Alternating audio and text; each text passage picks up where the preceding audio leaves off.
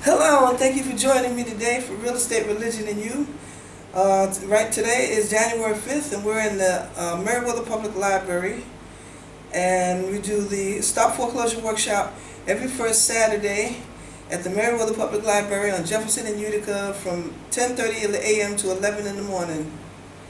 And today we're going to talk about free money for home buyers.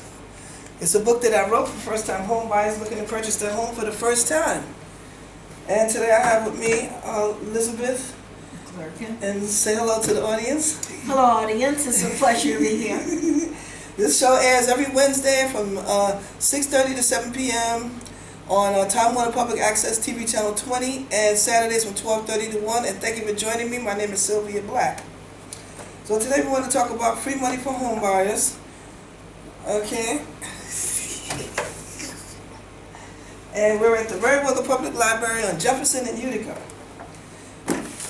So, do you have any, want to start out with any questions that you might have for me about free money? Let me get my glasses. Okay. Yeah. Any questions that you have for me about free money for home buyers? You looking to buy a home for the first time? Yes, I am. I'm a first-time home buyer, and I'd like to know what are the prerequisites to get this free money. Okay, well, I'm glad you asked me, because this book talks about grants and pretty much grants for first-time home buyers. Right. Okay, what I did was I gathered the information from various sources and I put it in one condensed form. And it's available on AffordableHomesAndApartments.com for further information. Okay, first of all, I want to talk about a program, Section 8 Home Ownership Voucher. You ever heard of, I know a lot of people on Section 8, but have you ever heard of the home ownership as opposed to the rental voucher? Section 8. Home ownership voucher. Home ownership. Mm-hmm. Not in detail. Okay. Well, Section 8 home ownership, I know you have to be on it for 1 year. I was trying to find it so I can tell you exactly. You have to be on Section 8 for 1 year. You can actually purchase a home with a home ownership voucher, just like you rent an apartment with your rental voucher. Okay, let me see if I can find it in here. I know you have to be on it for a year, on Section 8 for 1 year. And let's see. Oh, here it is. Okay, Section 8 home ownership voucher. If you wish to purchase your first home but need help in meeting your monthly mortgage and other home ownership expenses, there's a program that will help you, and it's called the Section 8 Home Ownership Voucher Program.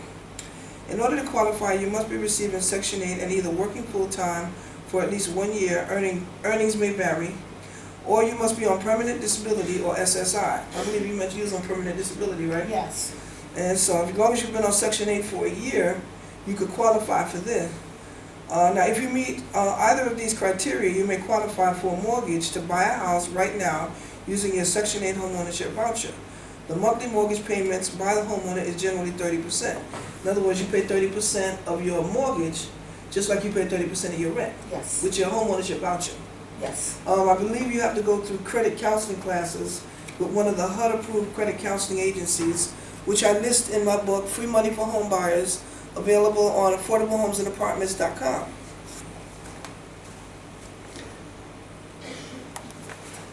Okay. Now, even if you have bad credit, you could still be a candidate for some federal programs. And I can show you how to straighten out your credit. I have workshops, but I charge a fee. So home ownership counseling classes, they don't charge a fee, but they usually, there's a strict criteria that you have to go through, and I know that they might enroll you for like maybe 6 months or a year, and you have to follow the program in order to get that. What they do is once you complete the program, you get a certificate from them that qualifies you for the Section 8 home ownership voucher. Okay, because your credit, you have to be credit worthy, but you can get it even with some people can get it with bad credit. This book, some of this information is a little, I'm not sure if you could, depends on what your score is. I don't know what your score has to be, but a mortgage representative will definitely be able to tell you what your score is, They used to have what they call subprime mortgages, so I'm not sure if the mortgage companies do that anymore. But there's federal programs that you could qualify for, like a HUD-insured mortgage with HUD. If HUD, they don't actually give you the mortgage, they insure the mortgage with the mortgage company. So that makes you less of a risk, because if you don't pay your mortgage, then HUD gives them the money back. And then HUD takes over the house, and then they resell it at an auction. Okay, a home is one of the biggest investments that you will make when you rent. You write your monthly check, and that money is gone forever. But when you own a home, you can deduct the cost of your mortgage loan interest from your federal income taxes, and usually from your state taxes as well. This will save you a lot of money each year, because the interest you pay will make up most of your monthly payment for most of the years on your mortgage. You can also deduct the property taxes you pay as a homeowner. In addition, the value of your home may go up over the years. Finally, you'll enjoy having something that's all yours, a home where you can, your own personal style, and tell the world who you are. You can play your music as loud as you want to, do what you want to do, and nobody won't be peeping and trying to hear your business and what's going on in your house, Yes. That's what I like about, if you don't pay, all you got to do is pay your mortgage, your taxes, and your insurance. And you don't have to worry about nobody coming and bothering you and telling you turn the music down because it's too loud or we're going to put you out. I'm none of that mess. Yes. And I think that's probably what would be good for you in terms of a home. I know where you're living at now. Where you living now? I'd rather not say Okay, where all I right, live, but all But you have there are subsidized? problems. Yes, I am subsidized, and there are problems there. I'm not in control of my heat. I don't like that. Some people In control are. of your what? My heat. Really? Really. Wow. And some people are comfortable with the temperature there, but I need a little more. And I'm cold a lot there, and that's not working for me. Is gas and electric included? All the utilities are included, Okay. but I'm gonna make a change. When my lease expires When does that expire? When is that? in the summer. Okay. Just to give you a brief history, not to give you the details, but Elizabeth has had a couple of different apartments in different areas, because a lot of the apartments, the landlords don't want to do what they're supposed to do, which we all know that's what happens with a lot of these apartments out here, even where I'm living at. Slumlords. Landlords don't want to do what they're supposed to do. I don't understand. They're making money, they're getting rent or whatever, and some of them, these are subsidized. A lot of these places are subsidized, so they're getting guaranteed money from the state or from the federal government, and they still don't want to do nothing. Yes. I don't understand it. Why they don't care about people? They don't have people skills. It's just that they don't care. Exactly. And you've been telling me stories for the last couple of years about the different landlords that don't want to do nothing. Yes. And then the tenants who act up, who live in the building, and then you complain to the landlord about the tenants, and the landlord still don't want to do nothing, and you end up having to move. Exactly. You want to tell a little bit about that, not without going into detail?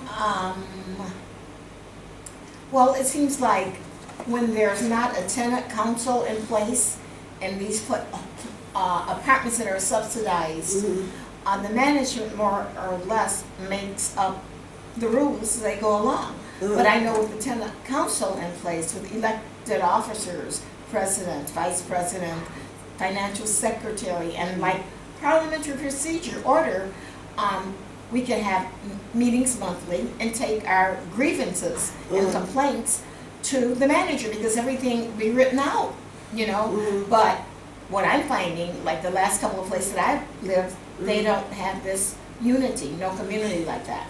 So as a result, the management is in control, and usually the management's not living on the premises.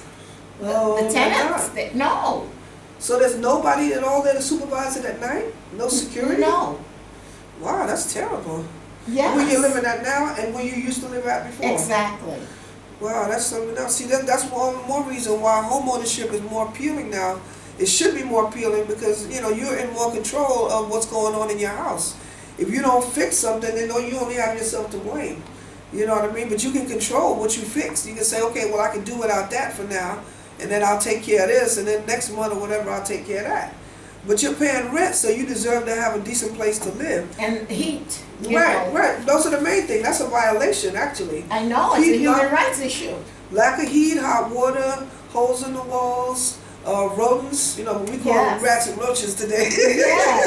Yes. And those are violations. If you bring the complaint to the judge, which has happened with somebody that I helped in court recently, about a year or two ago, and because I used to go to court sometimes and try to be an advocate, to help people out, to try to get them to own a home, and they just don't want to do anything. The judge will tell you that you have to vacate the premises if there are violations, I know. rather than forcing the landlord to make repairs. I know. And it doesn't make any sense, you know. That's why I said home ownership is, you know, the best way to do it.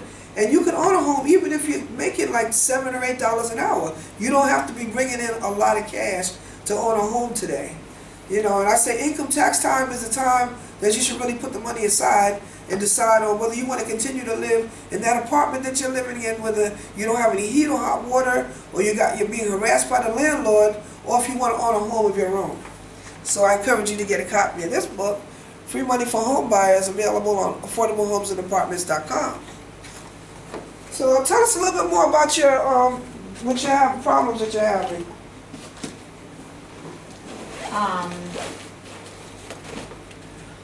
Somebody coming into my place whenever they want, and I'm not giving my key to anyone. And the only one that has a key is management, and destroying property, vandalism. Vandalism? Yes. Oh man, that's terrible. That don't make any sense right there. So they're destroying the property, like the community areas? My property, Your property. coming into my place uninvited and destroying my property. How do they get in there? The key, they had a key. You mean the management comes in there? Who else? I haven't given my key to anyone. Yes, that's happened to me. That is terrible. I was in shock. I was in shock. And Wow. I had to confront it. And that's another reason I'm not renewing the lease. Okay. Did they ask you already to renew the lease? No, Yeah. no. But I know when summer comes, it'll be time to renew it. Yeah, yeah. In the meantime, they switch management. So since the time you moved in, you just moved in there I recently? just moved in there September. In the meantime, it's a different management. You kidding? I'm My not. goodness, I don't understand that.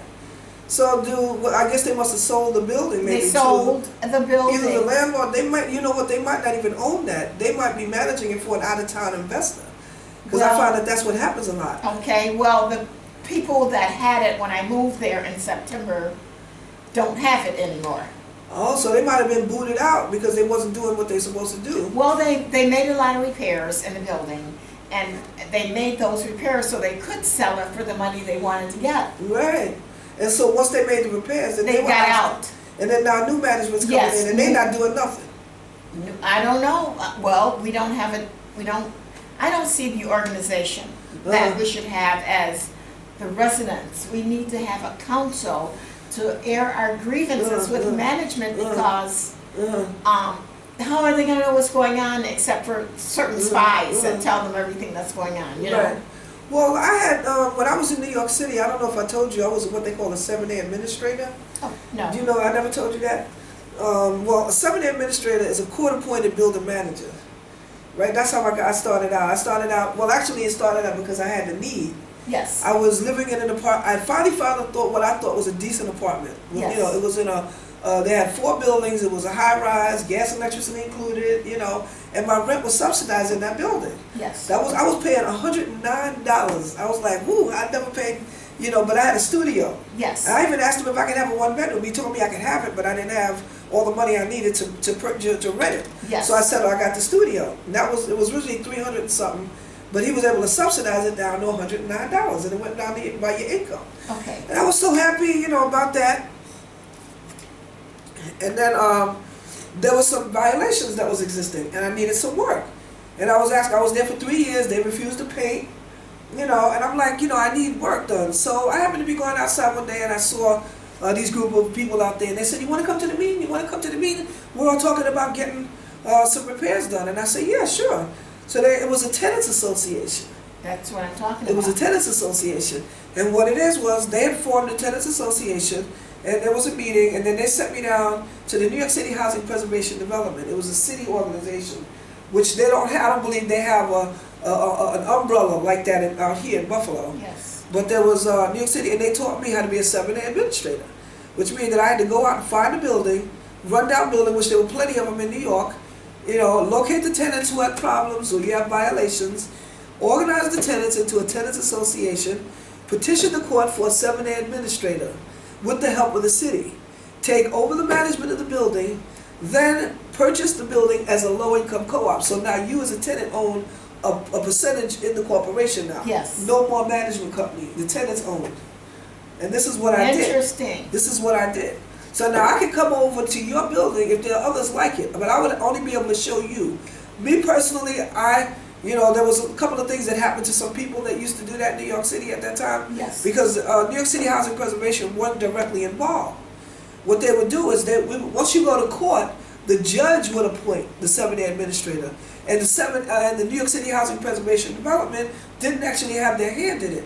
Now, what they're telling you to do, you got to submit your resume directly to them now. The New York City Housing Preservation, HPD we call it, and in order to be considered as a 7A. So now the city actually selects the 7A. The judge actually appoints and says, okay, well the landlord, now you're removed because you're not doing what you're supposed to do. Okay. And now it's in the hands of HPD. So HPD now selects the 7A administrator, and they strictly monitor the progress and the development of what's going on. Yes. Because the 7A only makes 5% of the collective rent roll. So what am I getting out of it if you're not going to pay any rent? I'm not going to make any money. No, you're not. So I got to convince you that that I'm going to be more legitimate than the previous owner was. Yes. Yes. And then you had some unscrupulous 7A administrators that would take the rent and then they would run with it and never do anything. Yes. And then you had some that were actually getting killed because they were taking over the management of some of these big developments. Wow. Yeah, oh yeah, in the news, I heard in the news. That's when I decided that I was going to help the tenants. I'll show you how to do it. You live there. I'm just a stranger. They don't even know me. Right. You know what I mean? Right. And then I have my 7A certificate, so that qualifies me in New York State, the whole entire state of New York. Yes. Now, we could institute the help of the city. We would have to go to the mayor and then ask him, and then he would have to implement some kind of program that would be able to, qualify, one of the 7A administrators, something that, you don't really need a 7A certificate though. I don't believe, I'm not sure. That was a certificate to say now we're qualified.